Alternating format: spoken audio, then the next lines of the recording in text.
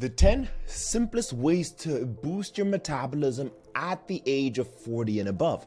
And I'm going to show you how to be able to do this and apply it immediately. This is a photo of me achieving this transformation, and metabolism plays the biggest role in your ability to be able to build muscle and lose fat. But when you go over the age of 40, your body changes dramatically as you are starting to go through your aging process. And you need to know these tips so that you can adjust accordingly. And a lot of this will surprise you. And the reason I'm making this video is right after this, I'm actually going to take my mom to the hospital to be able to improve her health quality and also to be able to increase her health span. And I'll talk about that more later. But if you're over 40 and you're not where you want to be, this video is for you. And if you're not over 40, this video is still for you because you want to be able to take action on these things now before the moment arises. But before we continue, who am I? My name is Dr. Michael Diamonds.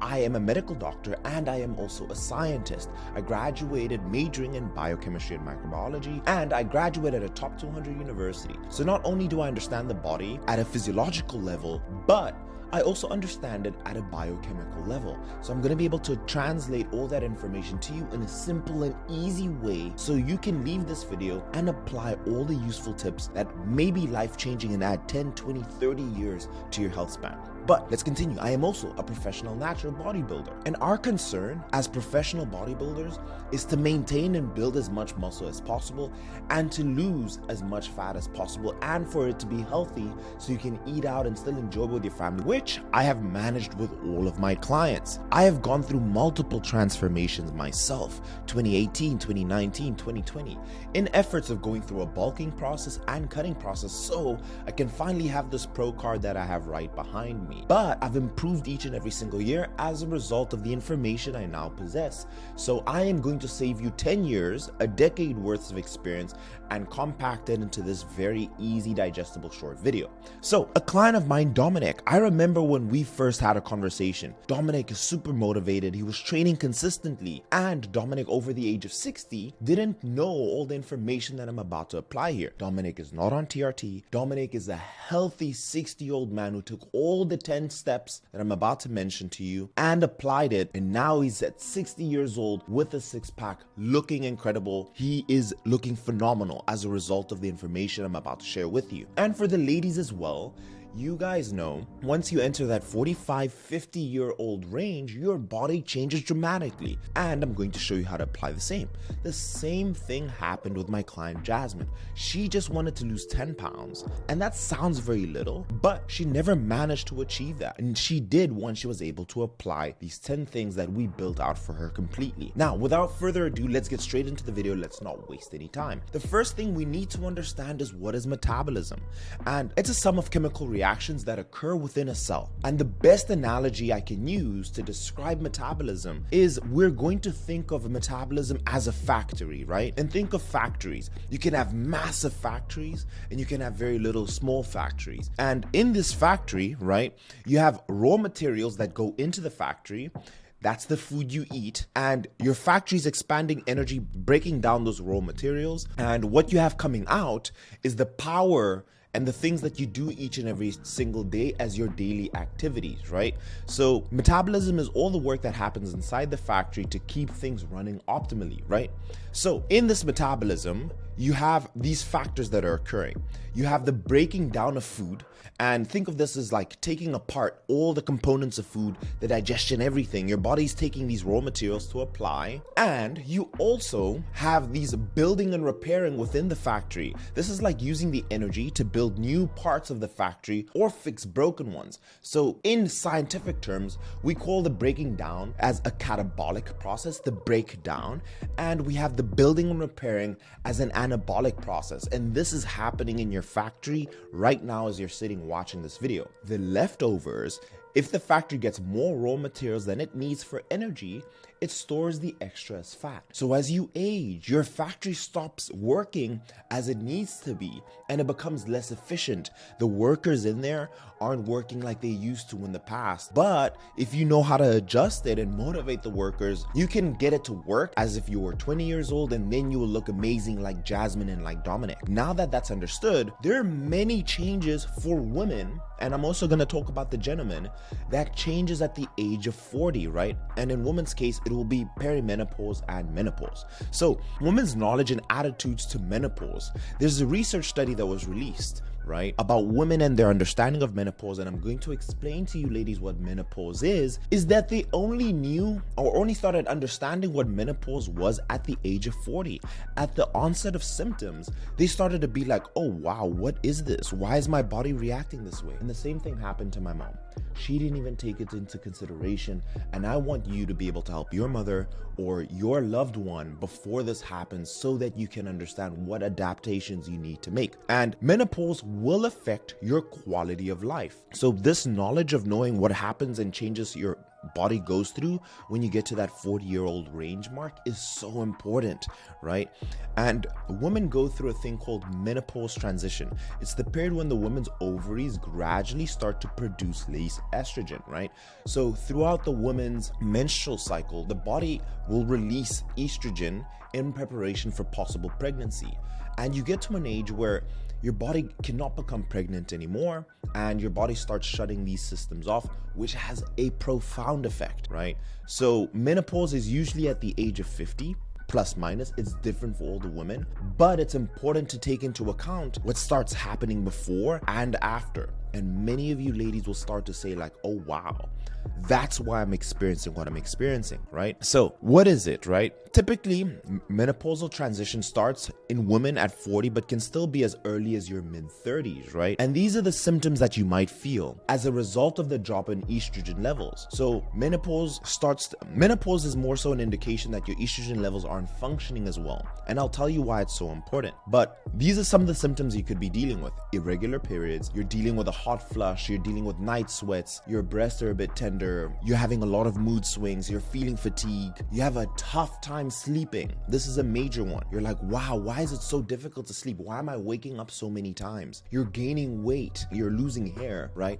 Or you're feeling very anxious and depressed, right? This is very common. And ladies, even in your mid-30s, you could start experiencing this, and a lot of it as a result of this decrease in estrogen. Now, before I continue and explain all of this, this is the regular menstrual cycle, right?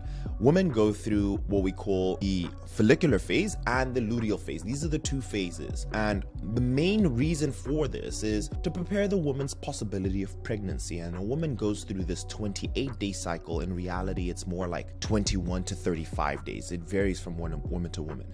And your body goes through this change. You have your follicular phase, which is the 2 weeks after bleeding. And then you have your luteal phase, which is the 2 weeks leading to bleeding again, right? And the two main hormones we're going to pay attention to is estrogen. And I want you to remember that estrogen is going to peak before you ovulate, and then it will decrease dramatically and then rise again mid-luteal phase. And I want you to remember that progesterone increases mid-luteal phase, and this is important. So think of this as a roller coaster. Estrogen has 2 peaks in the roller coaster, and progesterone has 1 in the mid-luteal phase. So just remember this, right? Now, why is this important? Why is estrogen important? This is how estrogen affects the body. And again, women who have menopausal symptoms have a decrease of this estrogen. So all the benefits you're about to see, when your estrogen is down, you don't have those benefits anymore. So number 1 is glucose utilization, right? Helps the body efficiently use glucose for energy. It improves your overall energy level and reduces the likelihood of storing excess fat. So when your estrogen levels are high, when you're eating, your body's putting all the glucose, your main energy source for the body, in the right places, and the factory's working the way it needs to, right? And it improves your insulin sensitivity. So the way I want you to think about it is think of insulin as a key to all the cells. When you have a meal, that key is working really well. It's not rusty. It gets in all the locks and it puts the food where it needs to be.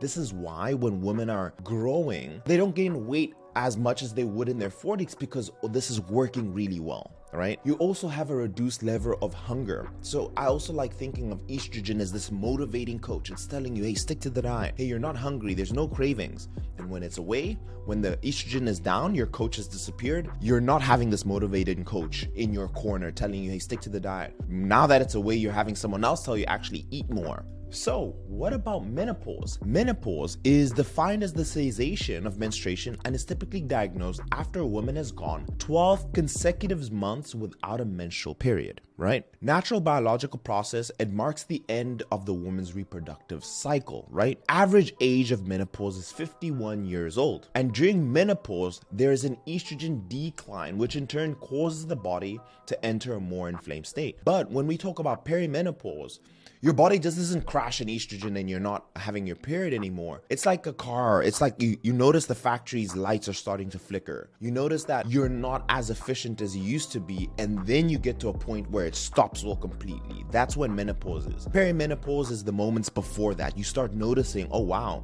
things aren't doing what they're normally doing, right? And this is where we talk about menopausal transition. It's associated with the changes in fat metabolism, including decreased lipolysis, including a decrease in breakdown of fat, an increase in insulin resistance. So that insulin key I was telling you about, it starts to become a lot more rusty and it's not opening the locks to the cells as it used to, which may contribute to fat accumulation in postmenopausal women. There's research that shows this really well. A 2005 study by Miso and colleagues. The transition is associated with changes in fat metabolism, a decrease in lipolysis, so your body isn't breaking down fat as much as it used to, an increase in insulin resistance. That insulin key, which is supposed to transport glucose, becomes rusty. Then that glucose is staying in your body a lot more. And what do? We store the glucose. And this is where we have this fat accumulation. So a nice short summary of this 2005 study by Miso and colleagues: decrease in fat breakdown, increase in insulin resistance, and an accumulation of body fat, right? So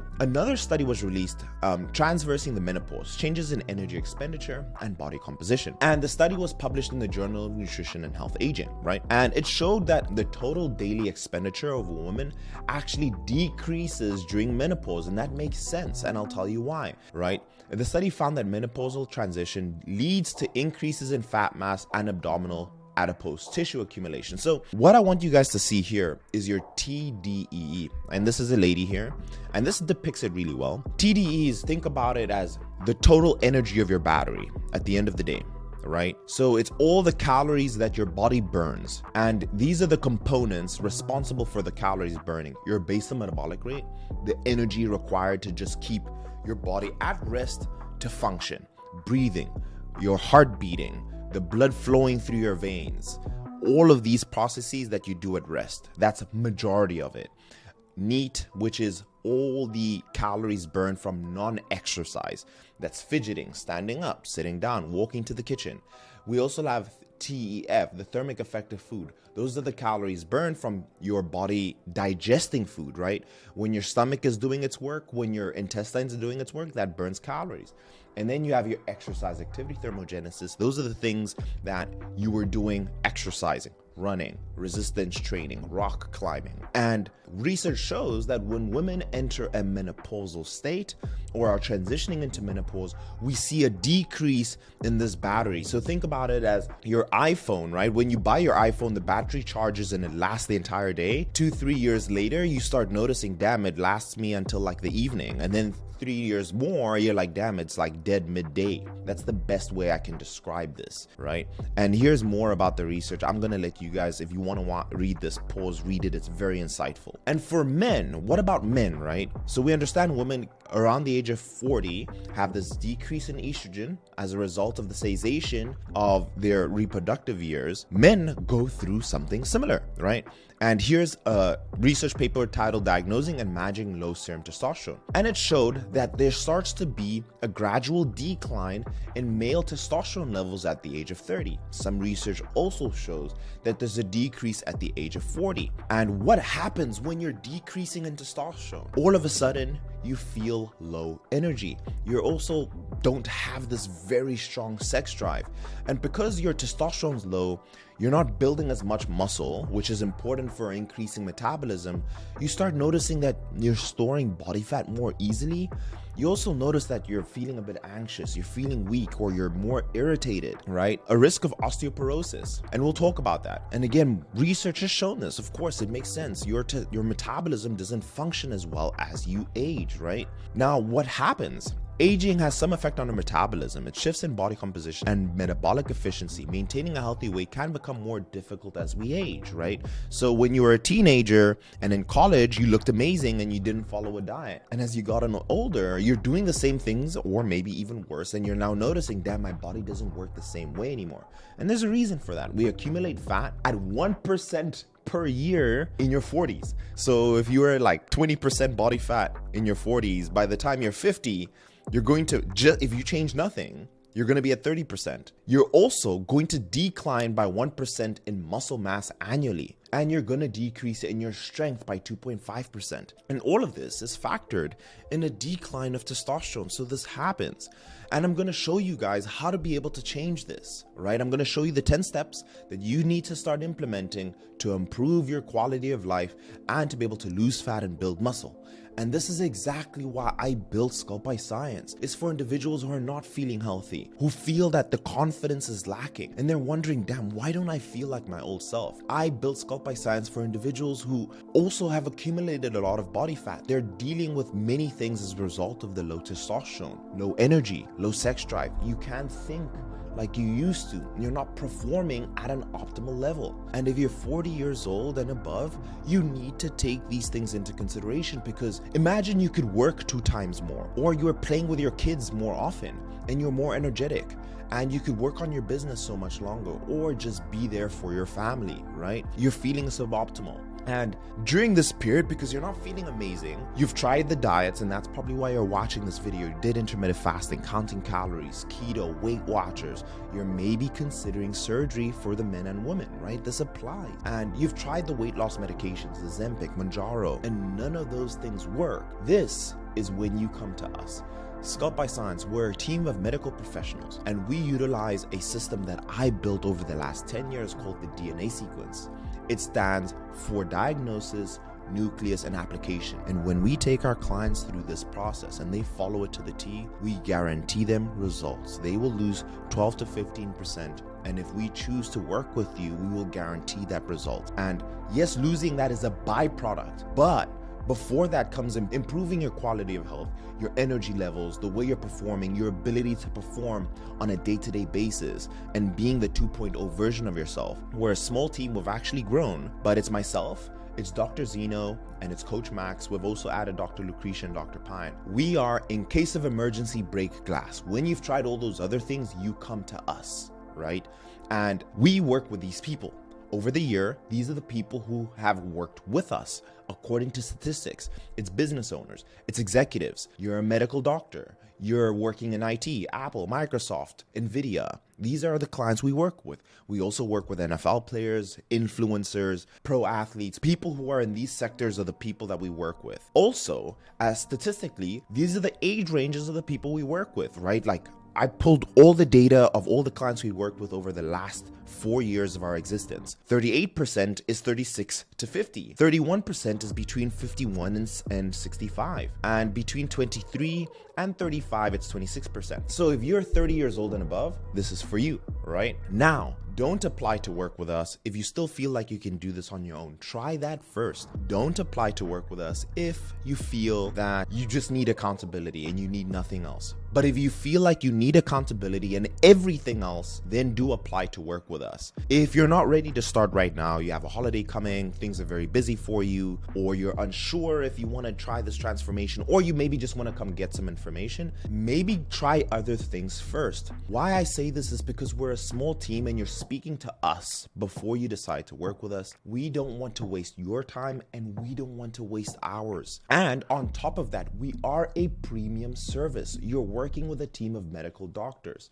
So I highly recommend you try all the free stuff first before you come to us. As a premium service, we will guarantee the result. And the people I mentioned before, if you don't fall in the categories that I mentioned, right, in terms of work and age, do not apply. So we can save your time and ours. And you can just watch these videos for now and you will see amazing results. Try these things first. If you do fall in all those categories and you feel that I was speaking to you, I highly recommend you go into the description description of the video and apply to work with us. And we'll reach out to you, we'll jump on a call, you'll speak to myself, my wife, who's my chief operating officer, Dr. Zeno or Coach Max, and we will show you the entire DNA sequence and how we could potentially help you. Let's move on. Number one thing we need to fix is quality sleep. We understand that sleep, and the way I like thinking of sleep as the oil in your factory. If you don't have oil in all your systems, it's going to work poorly, right? The conveyor belt is going to start breaking and working more slowly. The machines are going to start moving less. And that's how I think of sleep, right? And research has shown consistently that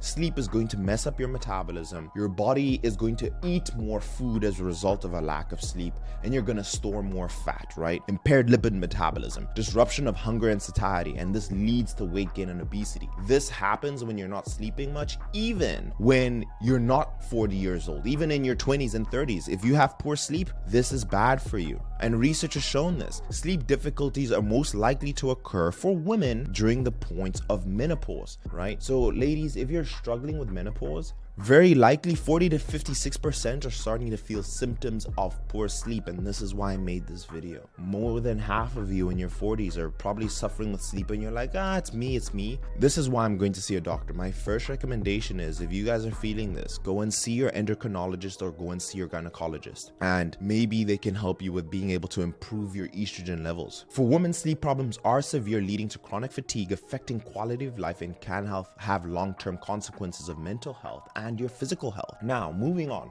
Poor sleep can increase ghrelin and decrease leptin. Ghrelin is that hunger hormone, right? That's released from the stomach. So if you're not sleeping well, your ghrelin levels are increasing and you're just wondering, why am I hungry all the time? And leptin, which signals to the brain you feel full, is decreased. So now you're hungry and you just never feel full. And this will also decrease your insulin sensitivity. So you're risking type 2 diabetes because now your insulin isn't functioning the way it's supposed to, right? So my recommendation, you need to shoot for 7 hours of sleep. And how to fix this? The first thing I do with all my clients is I establish a routine. Your body, we're habitual animals as people. We enjoy following a routine, and doing it consistently will improve your quality. So setting a bedtime and setting a wake up time is so important, and you need to stick to it. And then following a method called the 10-3-2-1. 10 hours before bed, no more caffeine. So for example, if you're gonna sleep at 10 p.m., 12 o'clock, caffeine cutoff, that's a hard cutoff. And then 3 is 3 hours before bed, have your last meal. You don't want to be in bed and your stomach still working, trying to break down the food in this factory. It's going to keep the lights on, right? Because you're still working overtime. 2 hours before bed, no more liquids. This is common that it actually makes my clients wake up to go to the toilet, and you're disrupting your sleep. You're disrupting this restorative process. 1 hour before bed, no more screens, because your screens emit a blue light which decreases the hormone that's supposed to make you feel sleepy. Second thing, managing stress, right? For women with high stress levels might go through menopause about 5 months earlier, right? I've had many ladies going through this. They lose their pee much sooner because of stress. So if you notice you're stressed, I'm gonna share some things you can do to improve your stress levels, right? Stress during perimenopause can make periods irregular, heavier, and cramps more painful. You'll increase your appetite, and you can lose more muscle as a result of this. Cortisol can decrease the level of testosterone that you produce, right? So manage stress. The thing I can recommend, these are paid apps, but I'm not associated, but they are amazing. Download the Calm app. In the Calm app, there's a course. It's a 30-day meditation course titled 30 Days Beginner's Guide by Jeff Warren in Calm. I personally use Calm. Life-changing. It's a 30-day course. You sit there 10 minutes, do that in the morning before you drink your cup of coffee, or you use Headspace, right? Go for walks, train more, open your mind, reduce your stress. Take care of your mental health. This is important, right? And there's another research paper, Nutrition in Menopausal Women. I'm gonna refer to this paper so much more, and I'll tell you why, because it contains a lot of the research. It's sarcopenia. It's age-related muscle loss. As you age, you're going to decrease in amount of muscle tissue that you have. And this is age-related, right? It's the natural part of the aging process. So 30s, 40s, 50s, and onwards, your body will start losing muscle mass. And this isn't good for us, all right? So the third thing we can do is eat more protein, right? It's going to keep you fuller for longer. It's going to help drive more muscle protein synthesis. And also, it's going to make you stick to your diet because of its satiation ability. And then finally, it will boost your metabolism because protein increases how much your body improves the thermic effect of food. The amount of calories your body burns digesting food. The most is with protein. I believe it's 15 to 30%. And the lowest is required is with fat, right? So this is why we always recommend a high protein diet when trying to lose weight. This is important. And like I mentioned before with protein and hunger, these are the things that happen in your body, right? This satiety hormone release of peptide YY and GLP-1 helps with keeping you full. So if you're finding it a hard time to stick to a diet, increasing your protein intake will be one of the things that you can do. And that's why I have it so high. You may be asking, Dr. Mike, how much? If you're at a higher body fat percentage, anywhere at the 0.8, right? So if you're like 30% and above, 0.8. If you're between like 30 and 20, I would go like around the 1 gram area. Let's say this is the 1 gram area. And you can go to like the 1.1 and 1.2. That won't have much more benefit in your ability to build muscle, but it will have a benefit in your ability to stay full.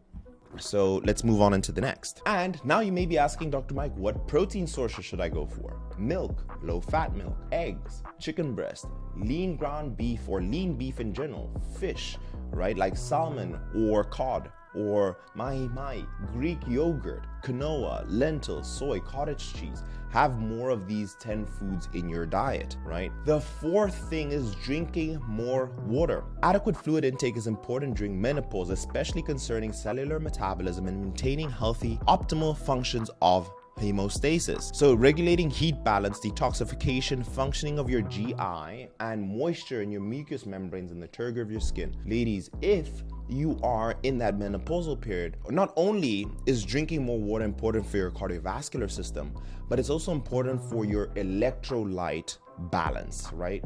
Again, because of this decrease in estrogen. So drink more water.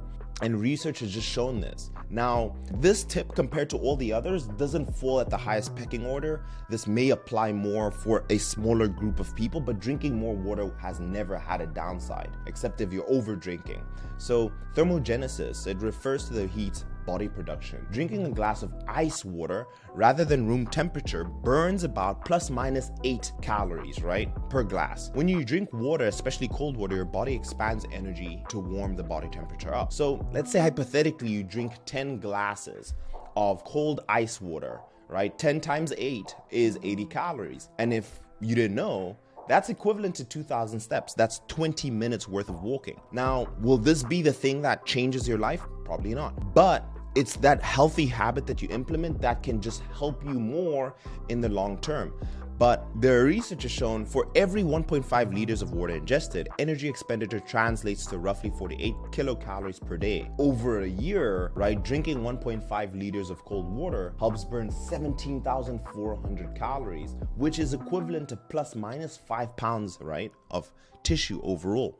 So on top of that, I think one of the main reasons for including more water in your diet is appetite suppression. A lot of the times, you guys aren't hungry or thirsty, but your brain confuses the signal as a hunger signal versus a thirst signal. So that is super important with appetite suppression. It will help digestion, right? Water helps break down food and move it through the digestive system efficiently. It will also help with filtration in your kidneys, your main filtration system. And it's great for your skin, right? So that's why I've included water here. There's so many added benefits to drinking more water. And I'm gonna tell you how much you should drink. So research said anywhere 3 liters to 2.2 liters, right? So 3 liters for men, 2.2 liters for women, but that's around about a gallon, 0.8 of a gallon to a gallon. And I've seen other research papers saying the amount of water you should drink should be equivalent to half of your body weight in fluid ounces. So if you're 200 pounds, you should drink 100 fluid ounces, which if I'm not mistaken is about 0.8 to 0.9 gallons, right? And the easier way to also determine if you're not measuring is when you're going to pee, is your urine clear? If it's a bit of yellow, it's, hey, probably drink more water. You can use your urine as an indicator as well. Resistance training is so important to boost your metabolism. This can also be number one in all the things that I am mentioning here today, right? do resistance training, and research has shown this. By the way, I'm not going to talk about every paper, but the paper is there for you guys to refer to, right? 1 to 3 sets per exercise, training 3 times per week with a rep range of 10 to 15. It's going to help you with your muscle mass. It's going to help with boosting your metabolism. Here's myself weight training. I want you to train hard, right? We need to build more muscle because now your body's getting rid of it, right? We need to work to build more muscle. And muscle tissue burns more calories at rest compared to fat tissue. And that's why it will boost your metabolism. 1 pound of muscle can burn 6 calories compared to 1 pound of fat, which only burns 2. So that's why it's more important to have more muscle tissue on your frame, right? And it's like the medicine for your metabolism. Think of that. That's a nice way to think of it. And it can improve a thing called your EPOC, which is your excess post-exercise oxygen consumption, which is a fancy way of saying that your body will still burn more calories even after doing the exercise. And the reason for it is you'll finish training, you'll still feel your legs are sore.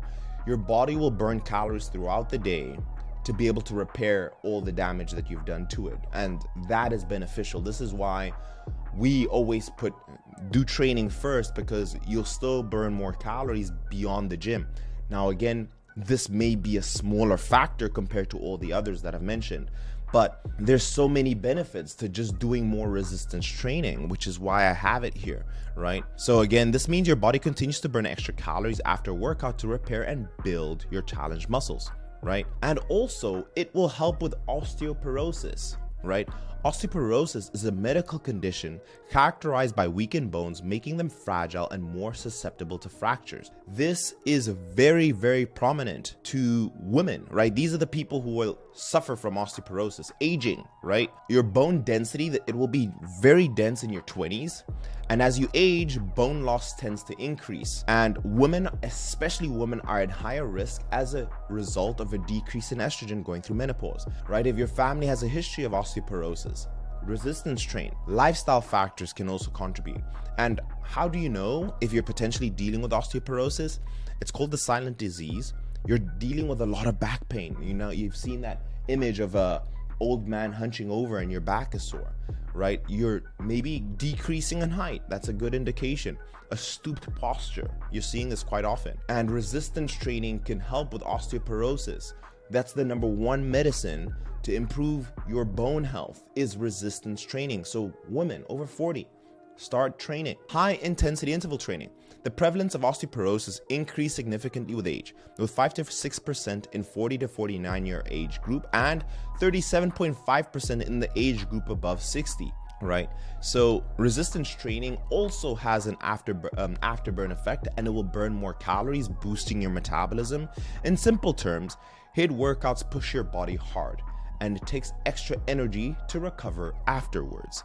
And I'm going to add some caveats to the people who are going to do resistance training, right? You also boost your mitochondria. Mitochondria is the main energy cell in the body, and it will boost your metabolism and enhance your body's ability to burn calories even after the workout is finished. And there's research that has shown that actually doing HIIT is very directly correlated to your lifespan, right? High intensity interval training can reshape metabolism, right?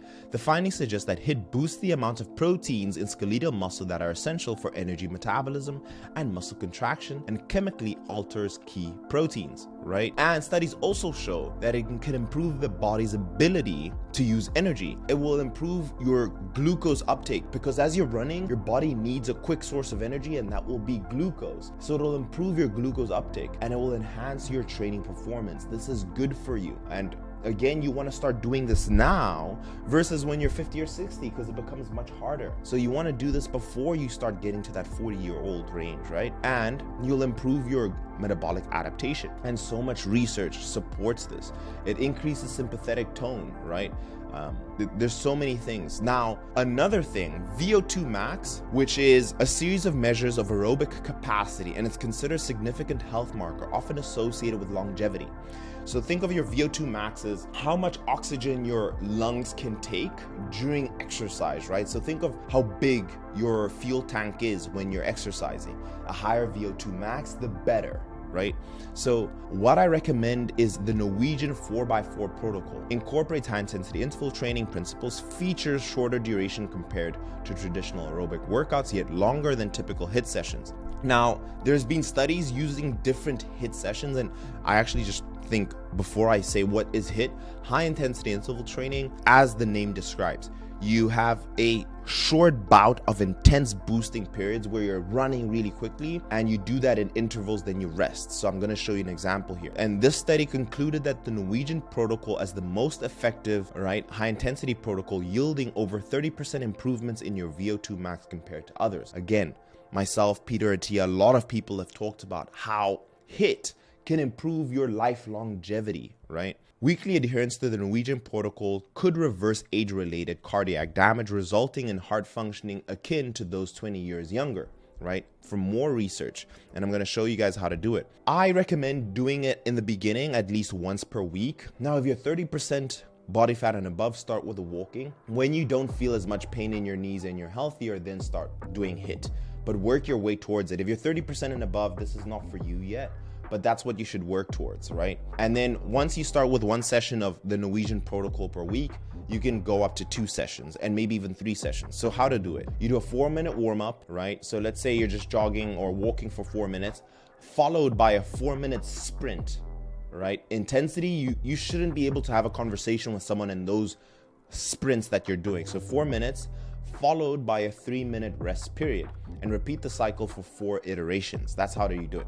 4-minute warm up, 4-minute sprint, 3-minute rest, and then do that again. And that's why it's called the 4x4 protocol, right? Ice baths.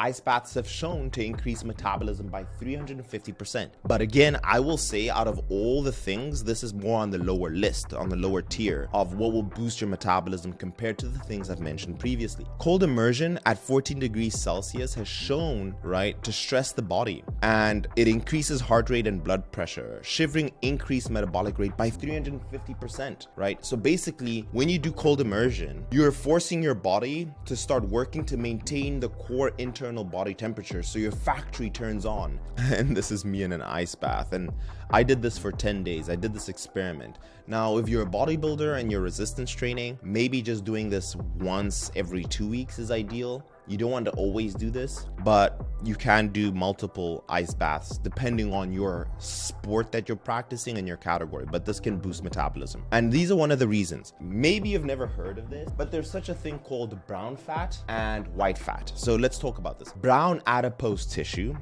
right? Adipose tissue is the tissue that contains all the fat within it, right? So BAT, just remember that as brown fat. Tissue with the primary function of heat production, thermogenesis. BAT is rich in mitochondria and contributes to energy expenditure by burning calories to generate heat. In simple terms, it's your body's internal furnace. It's packed with tiny power plants called mitochondria, rich in iron, which gives it the brownish color that burns calories to generate heat, especially when you're cold, right? That shivering you guys feel, that a lot of that energy is coming from the brown fat. White adipose tissue, its primary energy storage depot in the body. White adipose tissue stores excess energy from the diet in the form of triglycerides. Unlike BAT, WAT doesn't significantly contribute to thermogenesis, right? So this research here, the effects of intermittent cold exposure on adipose tissue. Intermittent cold exposure, ICE, consistently increases the activity of brown adipose tissue and transitions white adipose tissue to a phenotype more in line with BAT. So that's one of the ways that it can boost your metabolism, right? And there's more research showing that here. NEAT is the energy your body burns at rest, non-exercise activity thermogenesis. It can be a significant factor in maintaining a healthy metabolism after 40.